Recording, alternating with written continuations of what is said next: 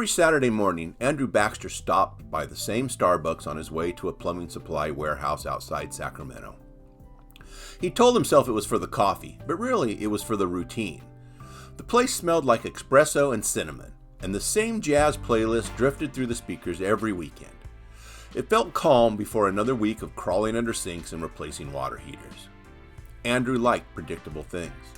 At 38, he had built a decent life for himself. He owned a small plumbing business with 2 vans, a modest house in Orangevale, and an old golden retriever named Murphy, who greeted him like he'd returned from war every evening.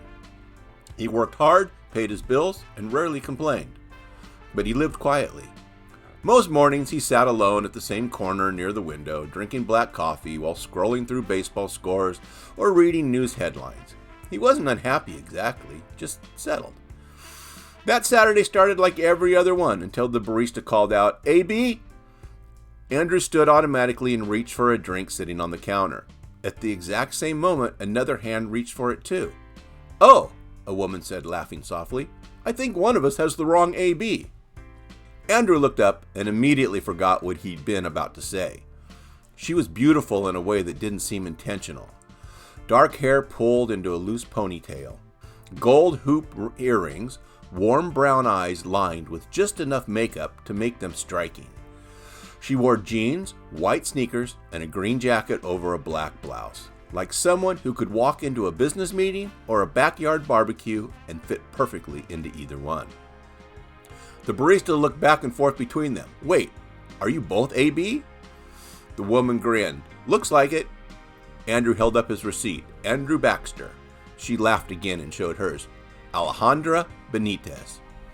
The barista slid another cup forward. "Well, there you go. Mystery solved." Andrew stepped aside, expecting the moment to end there, but Alejandra stayed next to him, studying him with amused curiosity. "That's actually kind of weird," she said. "Same initials at the exact same time."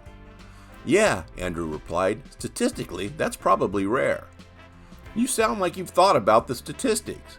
"I haven't," he said. "I just don't know what else to say." That made her laugh harder. It surprised him how quickly the conversation felt easy after that. They stood near the pickup window, talking while people flowed around them. She told him she had just finished a morning planning meeting. He admitted he was headed to pick up parts before a long afternoon job replacing a burst pipe. "What do you do?" he asked.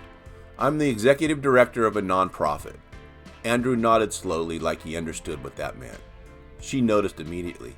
"You have no idea what that means, do you?" "Not really," he said.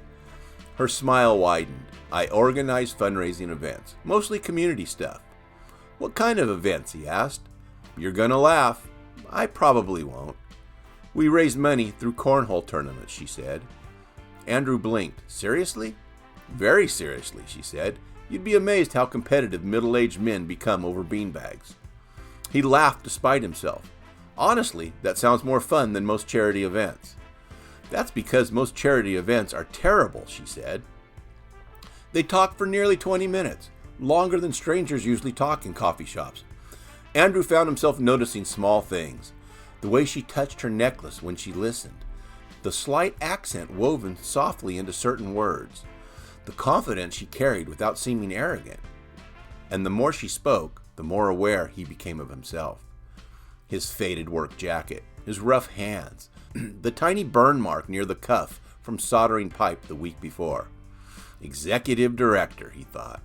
She probably spent time with lawyers and city council members and wealthy donors. Meanwhile, he spent most days unclogging drains in apartment complexes. He suddenly felt ridiculous standing there hoping the conversation would continue. "So," she said eventually, "what made you become a plumber?" Andrew shrugged. "My dad was one. Started helping him when I was a teenager." "You like it?" "Most days," he said. "That means no," she said. "No," he admitted. "It means some days people scream at me because their toilet exploded."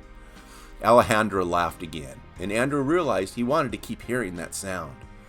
He wanted to ask her for her number. He wanted to ask if she'd like dinner sometime.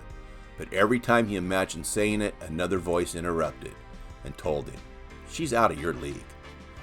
Not just because she was beautiful. Plenty of beautiful women were approachable. It was the way she carried herself. Intelligent, successful, sophisticated without trying to be. Andrew suddenly imagined introducing himself to her friends. "This is Andrew. He fixes sewer lines." The thought made his stomach tighten. "Well," she said finally, glancing toward the door, "I should probably get going." "Yeah," Andrew replied too quickly. "Me too." They walked outside together into the cool spring sunshine. Cars rolled through the parking lot while someone nearby loaded groceries into an SUV. Ordinary Saturday morning sounds.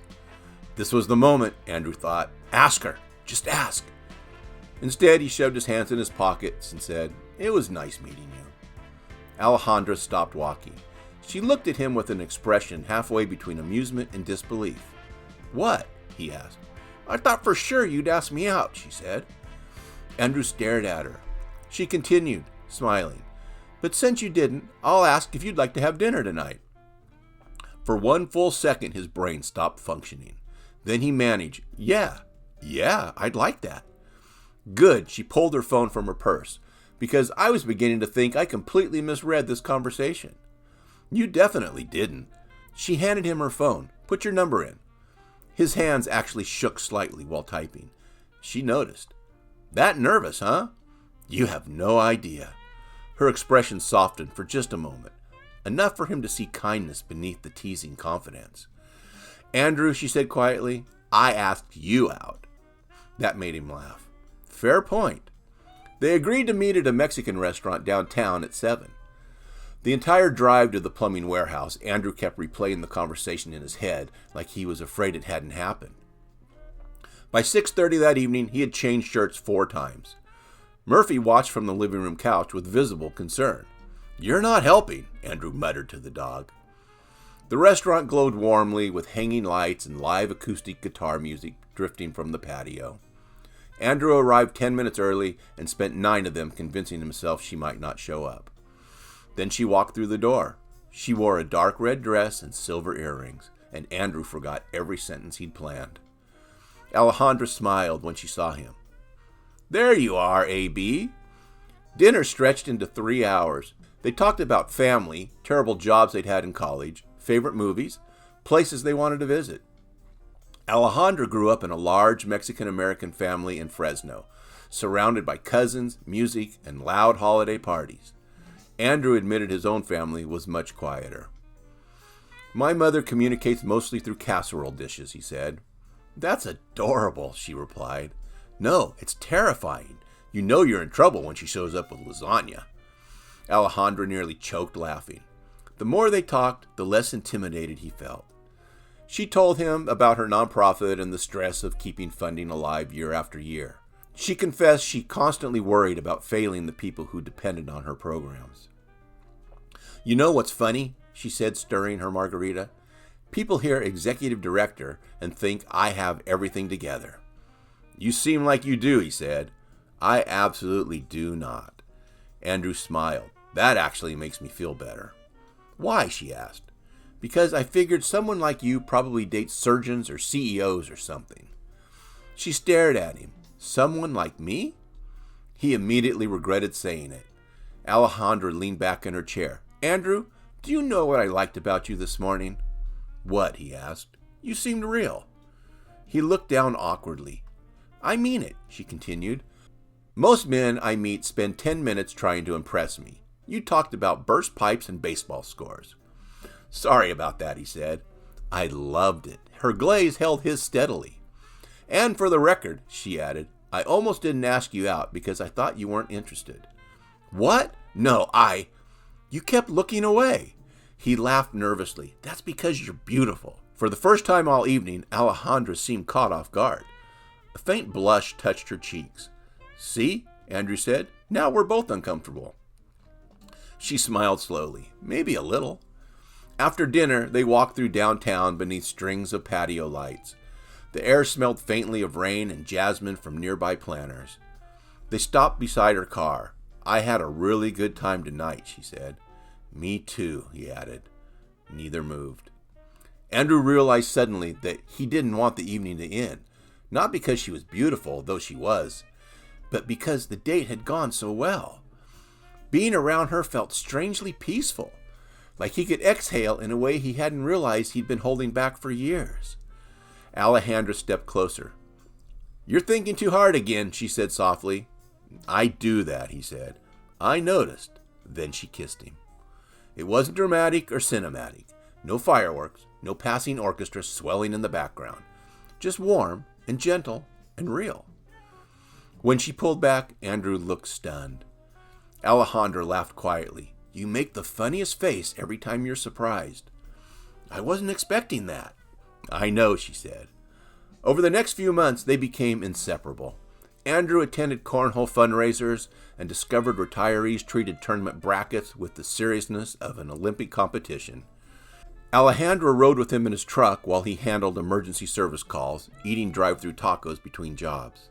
Their worlds blended slowly. She met his mother, who immediately loved her and sent her home with enough leftovers to feed a family of 6.